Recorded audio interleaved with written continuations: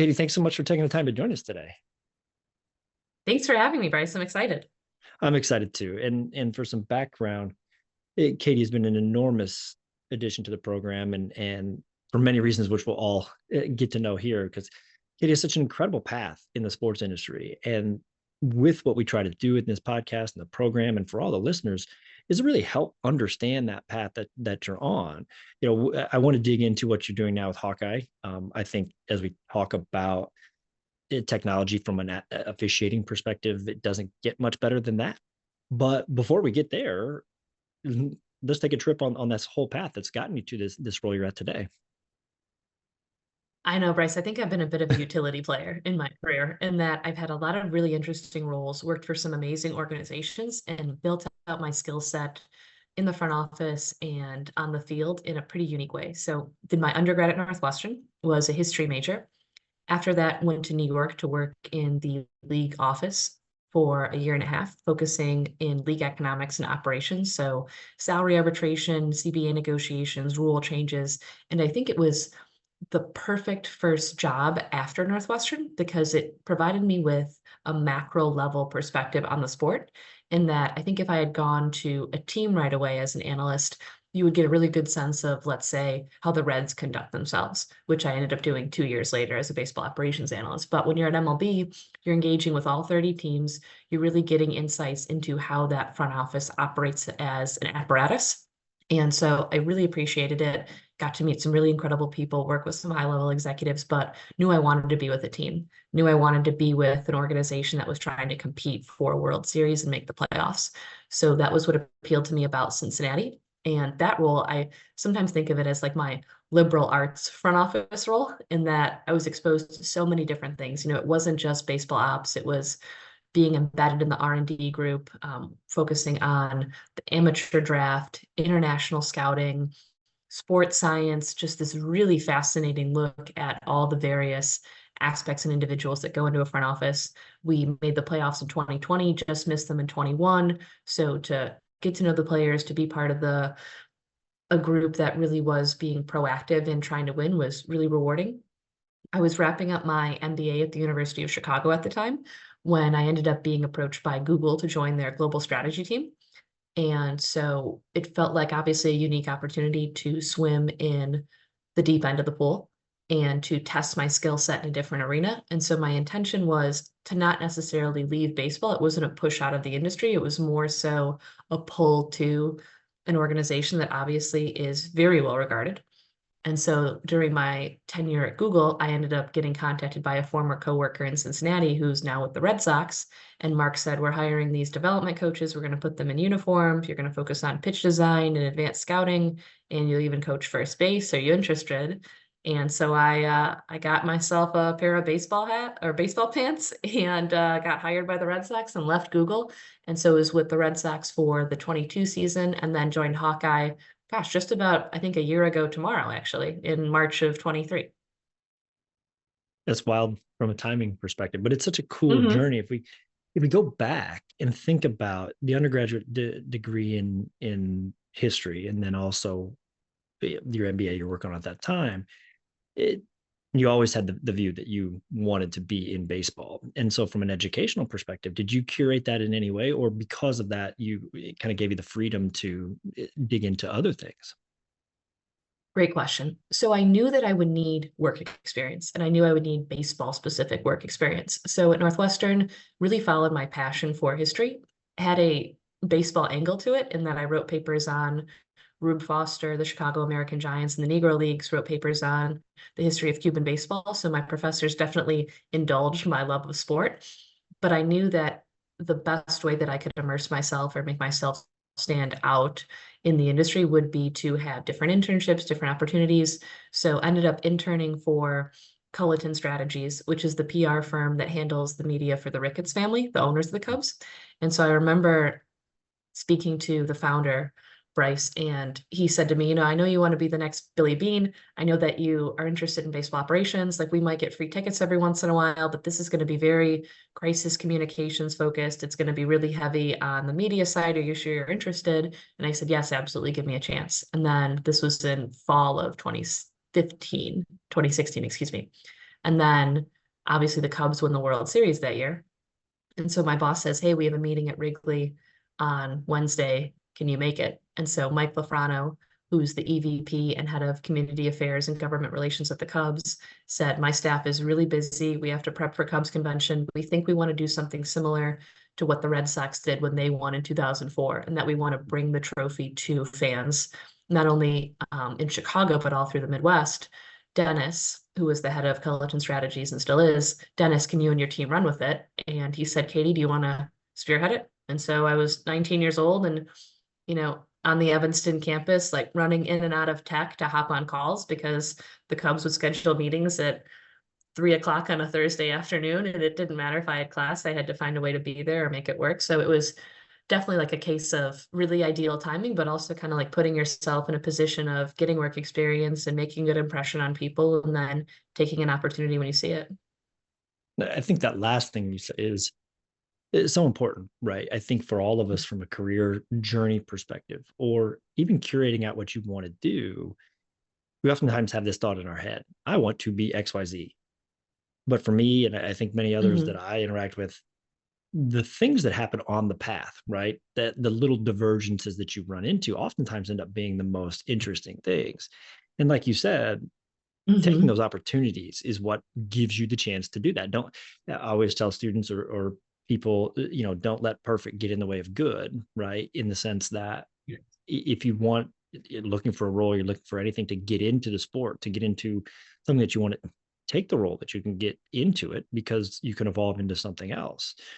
So speaking of, as you go from your undergraduate work into the league office, you talked about it being at more a macro level, and I think that's really interesting that you bring that up because talk about the difference in that, the macro level being understanding sort of how the teams operate, where then you get to a team and it's really about constructing that team and winning, or how is that, what's the difference in when you say macro level?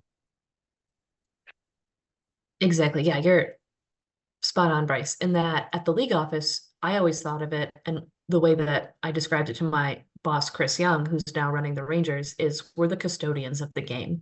So we have to shepherd the sport for the next generation, whether that's introducing rule changes that make the games more engaging or ensuring that the salary arbitration system equitably pays players based on their performance.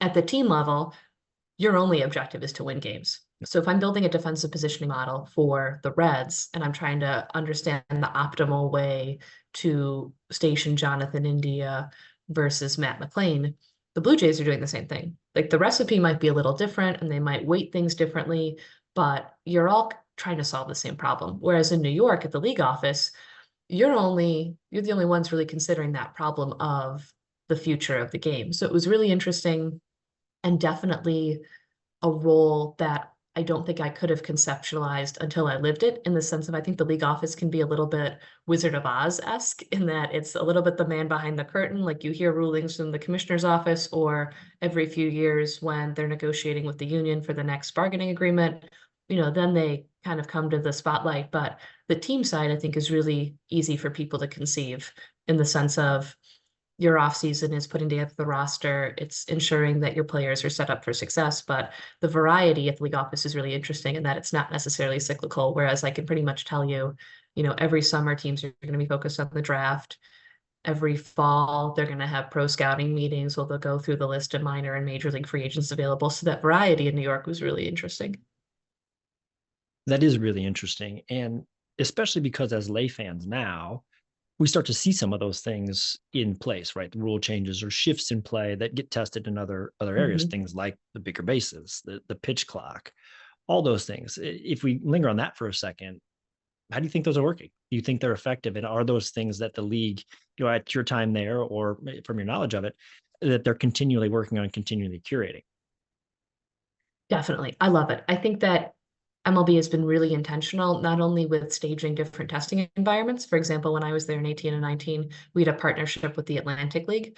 Later, because of the partnership and the relationship between minor and Major League Baseball, rule changes were just unilaterally introduced at the minor league level. So in 22, when I was coaching for the Red Sox, we had pitch clocks for the first time. We had the bigger bases. And I think there was a little bit of a learning curve, particularly for pitchers and catchers, because when you have that pitch clock, it's really hard to shake off signs. You have to be on the same page. And so, for example, like if you'll notice, like the best pitchers and catchers, the first time at the start of an inning, there's a new batter. Like very rarely will you see a shake off, right? Because you should leave the dugout as the pitcher and the catcher and know, hey, we're going first pitch fastball up and away, or oh, we're going slider down and away for chase.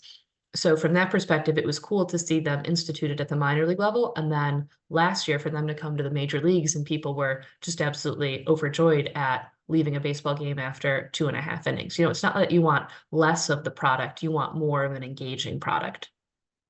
100%. I think that's the interesting thing that people always say to me, baseball is too long. That's not true at all, right? If you look at it in truth, the NFL is too long, and but it creates an enormous amount of engagement in between those things that last too long. It could be a 5-hour baseball game. If it's engaging, like I'm still, the action is moving and so on. It's the thing I think that for many of us that have loved baseball for a really long time, it is the continuous stepping out of the box, throwing over to first, the things that slow down the game that really don't necessarily have any. Now, you say don't have any impact on the game. Yes, there is strategy and all those things involved, gamesmanship, but on the actual gameplay that the fan is watching, don't have much impact. That was what the thing, and I think some of these rule changes have really helped those things. Absolutely. Right. Like if you didn't swing at a pitch, why do you need to adjust your batting gloves and step out, 100%. But it's a credit to the league to continue to evolve and continue to try to make things better from that engagement perspective, but still, like you said, being very intentional about it and keeping to the core, the tradition of the sport and those things. So if you kind of play that forward, what's the big change when you go to a team? You mentioned that you'd always wanted to be with the team and focus there. What was the big change and big jump from going from the league office to a team itself? It's a different cadence and lifestyle, Bryce, but in the best way, in the sense of when you're in New York, at the time we were 45th and Park. So you're riding the elevator each morning with bankers and lawyers. It's a different schedule in the sense of like I would still spend 10 to 11 hours a day at the office, but when you're in a team and you spend 10 to 11 hours, it's because, first pitch is at 6:05. So there's something really cool and a camaraderie that develops when you're watching the game in the suite together. So what I would often do is we'd have the suite, we'd have the GM suite and then a smaller suite for different data scientists, analysts, other folks. So I would always be adamant about starting the game in the suite. So we'd eat and press dining together. Then I would want to catch the first few innings. But then from innings like 3 to 8, I would want to be in the stands. I would want to be in the scout seats. I would want to be closer to the game. And I think that is reflective of the pull and the desire that I've always felt to be closer to the field. Skybox suites are awesome and you get a really cool of the game, but it's hard to feel it. And then I would come back upstairs for the 8th and 9th inning. Hopefully there weren't extras and they didn't go too late, but I just felt like it was important to start and end the game with my teammates, with the people that I was kind of in the trenches with every day, trying to assemble the roster, trying to put us in the best position to win. Yeah, it's really cool. And it's cool that you can be in that environment and, do different roles and play different roles inside of that. And so from a day to day, what was your real sort of responsibility overall at the team level and when you were with the Reds? Definitely. So very heavy baseball ops and analytics focus, like I said, in the sense of you're managing the 40-man roster. So you're thinking about, okay, we just had a 10-game homestand. We haven't had an off day in 2 weeks. We've got a ton of relievers who have dead arms, who are super tired, but they're out of options. Out of options in the sense of we can't option them to the minor leagues. We either have to take them off the 40-man roster where another team could claim them, or we have to leave them up there and hope they can cobble together innings. So you're going through those thought exercises with the GM, with the assistant GMs, and trying to figure out a way where you can best position your team for success. Then from the analytics angle, you're working with the group. People would have their own assigned projects. So let's say you'd have one data scientist who's working on an energy tracker to measure the fatigue and the load of the season and who's maybe not at their optimal performance level, who may be at injury risk. So from that perspective, you're maybe like helping out, reviewing PRs, commenting out their code. And then from my perspective, I almost took on this like strategic initiatives component. I think a lot of that stemmed from being at Booth and earning my MBA in terms of, okay, where can we maybe improve our hiring practices? Where can we invest in new technologies? Are we really getting the most out of the vendors that we're currently using? So I think being able to be plugged into so many different conversations, and I had really strong relationships in every department. Then when somebody said, hey, Katie, can you take a look at some of this data coming out on pitchers in the Dominican? We think that certain organizations are targeting certain pitches. And then I'd be able to go in and be like, hey, you're right. The Yankees are looking at guys. This was obviously in 20 and 21, so it's a few years ago now, but still like represents a trend in the game. Like the Yankees are targeting guys who have a lot of sweep on their sliders and ride on their fastballs, right? So like being able to be in a conversation about that, and then also then turn around and hop into a call discussing whether or not we should, or we're hoping that Nick Castellanos picks up on his contract or opts out, right? Like it was very multidisciplinary approach in that you had different responsibilities, but the conversations felt really unique and dynamic. What's really interesting about that is, as you talk about it, there's kind of two sides of it. I think what's interesting is a lot of folks get into or want to get into sports because they love sports, right? They enjoy them, they want to be around them, and so on. And many of those things that you talked about, right, really involve the sport component of it.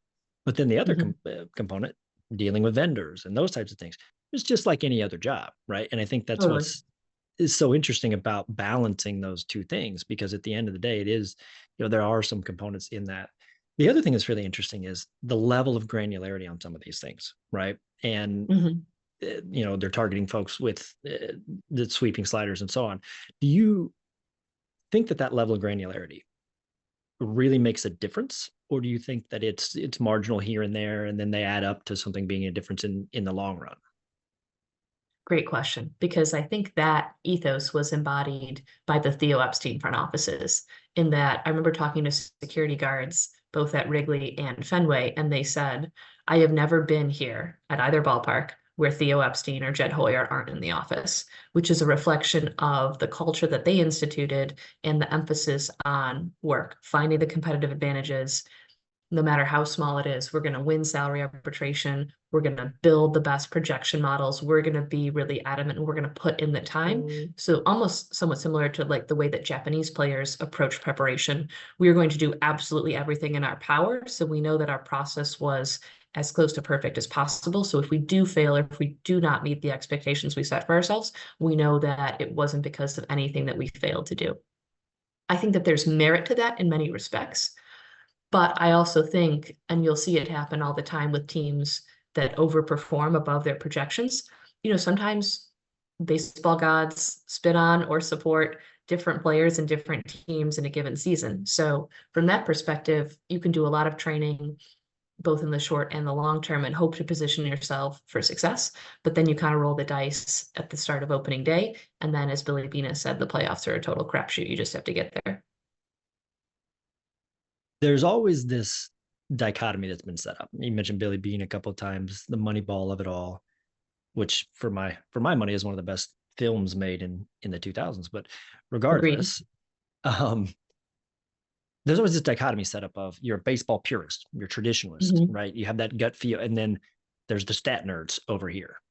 And to me, that dichotomy, and I think we're getting away from it more now, but if you even look at, the central sort of thesis of Moneyball was, we can't pick players by numbers. But those two polar opposites were never really the truth, right? Meaning that the actual piece is somewhere in the middle. But I guess from someone who has lived that, do you find that to be true, or do you lean one way more or the other?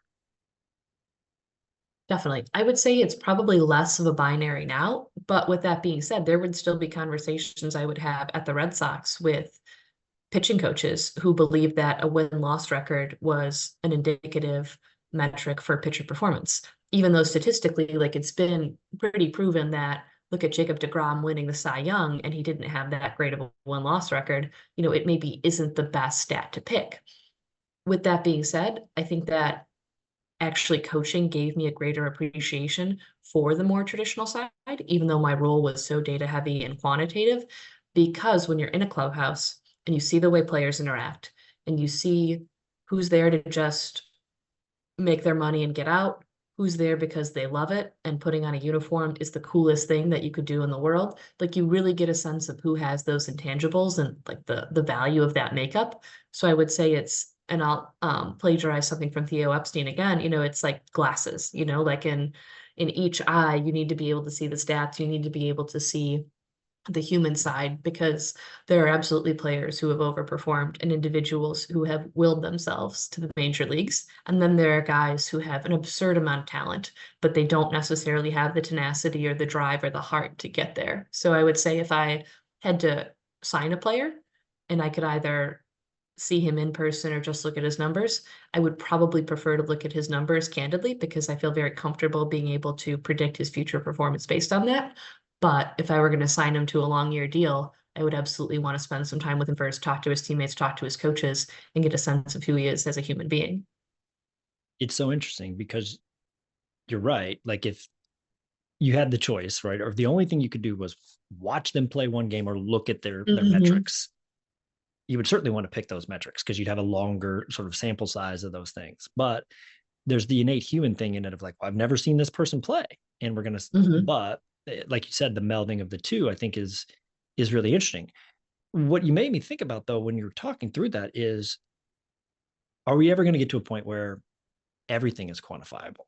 And what I mean by that is, we, from a sabermetrics perspective, the advanced metrics that we use today in baseball or teams and leagues and so on, those have been around since the late 60s, Bill James in the late 60s and so on. Now, the adoption took a long time and we've evolved them. I mean, you're right. The games won and lost, not really a great metric, or even things like RBIs, right? From a hitting perspective, not necessarily always the best metric for around, but things like OPS or WAR or all the different metrics we have now. But do you think that there is another phase of this coming that starts to bring in more things that we'll call less quantifiable that today, but could be more quantifiable in the future? Yes, absolutely, Bryce. And that every team has their own makeup assessments that are somewhat quantitative in nature, in that they are somewhat personality test based. So, like at the Reds, like I took ours. And so I was able to see things like I have, like it measures things like, do you believe in fate? Or do you think that your individual actions drive outcomes? So like a question of luck, right? Which is interesting for a player, right? Does he think that, hey, I keep hitting the ball really well, but I'm not finding holes? Is that just because the baseball guards aren't being kind to me or because I'm a bad player? So questions of that, how do you respond to authority? So all of these things that you can attempt to glean from conversations or from gathering intel, teams are trying to codify within these assessments. And then the best teams will then take the scouting reports, let's say, and be like, all right, I have this on Bryce, we just signed him. I have this on Katie. And then after a year or so, they'll speak to the coaches or the players and say, hey, is this true about Bryce? Is he like pretty relaxed? And does he concede to fate? And does he believe that everything will work out the way it's meant to? Or is he really adamant and type A and proactive in making sure that what he does and his behaviors will determine where he ends up in the game? And if there's misalignment in those two, then you have a really interesting feedback loop about the value of that assessment itself, right? So to your point, in the same way that job interviews sometimes aren't the best ways to determine if that person is a good fit for the role, sometimes like assessments or presentations or work that would actually correspond to the responsibilities are more indicative.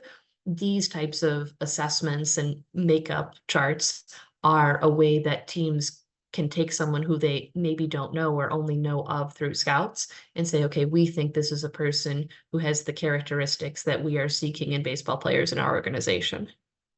It's really interesting. And it's, as a lay fan or somebody, who's loved baseball their entire life, and about, I mean, we see the advanced metrics more on television, they're talked about more now, but the level that teams go and the lengths that teams go and the league in some ways too is really, really interesting. And so, as you've evolved in your career, there, the one interesting spot that you had was after leaving the Red Sox and going to Google. And I think that it's an interesting stop between baseball Mhm. stops or sports related stops. But what was sort of the thinking behind that, and the evolution from baseball to Google and then back to baseball? Definitely. I would say, Bryce, honestly, the cultural aspects of Google were probably my biggest takeaways.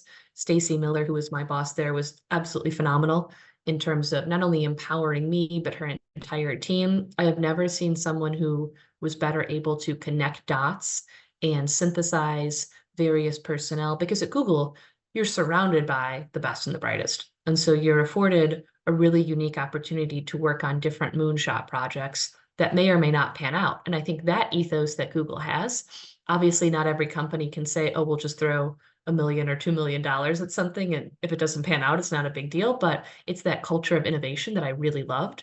And so I think that was, it wasn't like I would go to Google and say, oh, I'm going to learn a different coding language, or, oh, I'm going to like beef up my quantitative skills. It really was, okay, if I can have a sneak peek into one of the best businesses of all time and one of the most successful organizations, what do they operate like?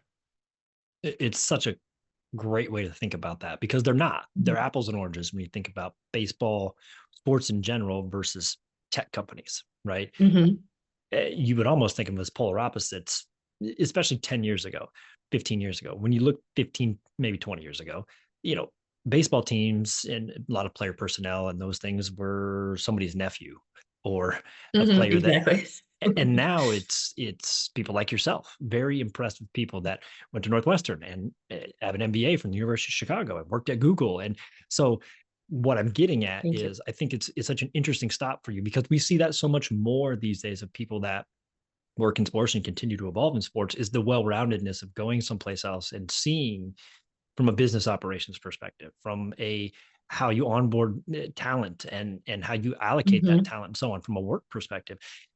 Google, like you said, is a place that you can learn a whole lot really quickly because of the culture and the nature of how they do things. So I think it's such an interesting stop there. Mhm. But from that, when you went into it from a baseball perspective, there things that you took to that job from baseball, and then the flip. We'll talk about your time with the Red Sox and the affiliate there.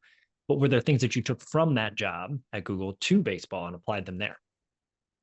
Definitely. I would say I was very interested and intrigued by the way that recency is viewed at the player level, in the sense of, like you mentioned, the sample size when you're evaluating talent is paramount, right? Like, I don't want to just see your past 10 games. I want to see what you've done for the past few seasons. But players want to know, well, Katie, what has he thrown in the past few days? Is he like more sinker heavy now than he was before? And the way that relates to Google is being really mindful and proactive in understanding stakeholder reception. So like Mm. at Amazon, obviously they have the policy where you read like a 6 or 7 page memo before the start of a meeting, and then you'll talk about it, right? So PowerPoints aren't allowed, whereas anybody who works at Deloitte or McKinsey, they live and die by their PowerPoints. So I think at Google, being very mindful and receptive to having a flexibility in the way that I communicate, coaching that was really instrumental too, because I would get to know each guy on an individual level, and I would know, okay, for Hudson Potts, whenever there's a new reliever who comes in, he doesn't want to know the usage rates. He doesn't want to know the pitcher's extension. All he wants to know is the max fastball velocity for that pitcher. So for Potsy, I would be like 94, 95. And that's all he needed to know in that moment. And it's really a tinderbox in some ways, in that interaction, you really have seconds. Right, because a new pitcher's coming in, the guys on deck. I would have iPads, I would have one sheeters on the pitchers, but you have to be able to help them in that moment as best you can. And so I would see some coaches who had similar roles to me in different organizations, and they would like spew numbers at the players, and they would say, "Oh, he's got vertical approach angle of this. Be careful. He'll throw the slider when he's ahead in the count, but he won't throw it when he's behind." Right. And it was very overwhelming. So I think being able to distill information as quickly and succinctly as possible is something that was somewhat honed at Google because of the recognition and the importance of understanding what each stakeholder would want. It's a really interesting point. The reason I bring that up is I just heard something about this yesterday, day before. So the Academy Awards were 2 nights ago, Sunday right? or something. Yeah. And uh Cillian Murphy was talking about Christopher Nolan and talking about how he directs and those things. And they did a scene, and he said he only gave him 2 notes during the whole filming, but one of them was in a certain scene, he said, there's more at stake. There's more at stake here. And in that, he could have given him the whole backstory and said, this is your character, and this is why he's in this situation. Here's the people in the room with him and why they're so uptight, all these things. But he didn't have to do that. He boiled it down to there's more at stake here. And he's like, I got that. And it's kind of what you're saying of I like, love you that. have all of this data, right, that you're reading through. But if you can't make sense of it and you can't articulate that to someone, it's really useless. And so it's really finding a way to relate to the material that's important. And being that conduit. I love that. I completely agree. Yeah, this is really interesting. And I think it applies in so many different facets of life. And I think that, sports and film and so on being more public viewing or public facing and for public consumption, we see that more readily. But there's instances in everybody's life that you can do that, and you can be better with your spouse or your children or your coworkers and so on. And so I think it's a really interesting takeaway. But then, so again, from there, from the Google, you evolved back into baseball. And so was that drive to just get back into baseball too big, or the opportunity was you couldn't pass that up, or what was the drive to get back? Definitely. I feel very fortunate that I found my passion at a young age, Bryce. And recently I've been ruminating. I don't think I'm an anomaly in that, but I think about my classmates at Northwestern or at the University of Chicago who took roles maybe because of the salary or because of the title, and not disparaging or belittling that whatsoever. But because I know what my passion is, I felt a responsibility to honor that and to pursue it.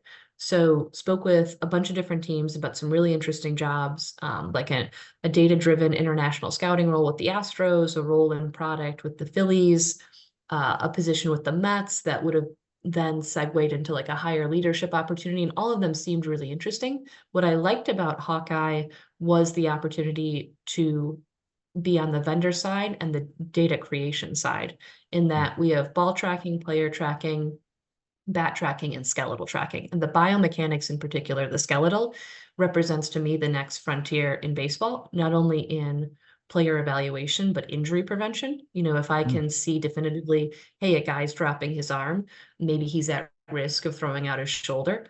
That's something that can not only save a player's career, but it also can save a team a lot of money because you don't have somebody on the 60-day IL. So from that perspective, I've really loved Hawkeye. And then the other component that appealed to me, which I know you'll appreciate because of your international business travel, is the work with Asia. So in Japan, baseball is the most popular sport, same thing in Korea. And they have 2 leagues, the NPB in Japan, the KBO in Korea, and talent from there. It's a two-way street in that former MLB players will go to Asia, but then also Asian players, obviously like the Shohei Ohtanis, the Yamamotos of the world, will then come to the States. And so to be able to meet with teams who are using the Hawkeye data in Japan and Korea, and even Taiwan now, has been really eye-opening because their use cases are similar to MLB. They're probably like 5 or 6 years behind where our front offices are. But with that being said, it's just given me exposure to another side of the game and a talent pool that I hadn't necessarily worked with before, because in Cincinnati with the Reds, most of the international scouting work I did was Latin American focused, so really heavily on the Dominican and Venezuela. This is my first exposure to the Pac Rim. And with those, which is great to be able to see all these different places. And not only that, but it kind of gets to the question of baseball is played differently, right? I have been fortunate to spend a lot of time in Japan and be able to go to a lot of baseball games there. Even the fan experience is vastly different in Japan. But you talked about it earlier, the preparation and so on. Have you obviously see those differences, but are there ways to quantify those, and then how they translate to maybe the game here versus how, or vice versa, when MLB players go to Japan or Korea and so on? Are there quantifiable metrics around the differences and how they'll translate? Definitely. So when I was I was catching up with the former Reds translator for Akiyama, who's now back with the Carp in Japan. His translator was telling me that he's now an agent and he's representing Lewis Brinson, who used to be with the Marlins.